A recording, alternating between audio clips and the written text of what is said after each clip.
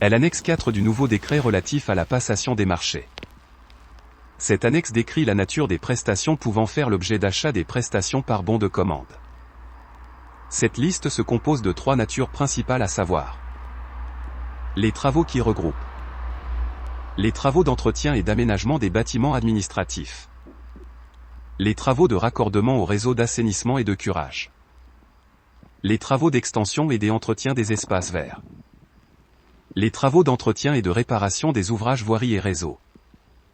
La deuxième nature, elle concerne l'achat de fournitures et du consommable comme l'achat de fournitures de bureau, l'achat des carburants, l'achat des badges et des médailles pour les grandes manifestations sportives, l'achat des articles de droguerie et de quincaillerie, l'achat d'habillement, l'achat du matériel de construction et d'audiovisuel, l'achat du matériel d'éclairage, achat des médicaments et de pièces de rechange.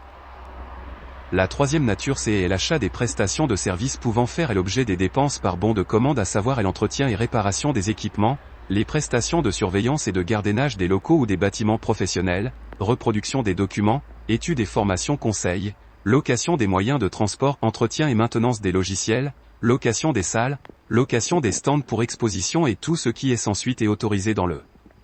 cadre de cette liste pouvant donner droit à passer des dépenses par bon de commande. Pour rester dans l'esprit de la procédure des exécutions du budget, la nature ce n'est pas l'imputation budgétaire, cette dernière elle se décide en fonction de l'affectation et de la nature des dépenses. La prise en charge de ces dépenses se fait au niveau des rubriques budgétaires ouvertes au début de chaque année budgétaire selon des crédits ouverts via une décision du budget. En conclusion, l'engagement par bon de commande n'est autorisé qu'une seule fois par année budgétaire, par nature de dépense et par personne déléguée à cet effet, à savoir l'ordonnateur ou le sous-ordonnateur.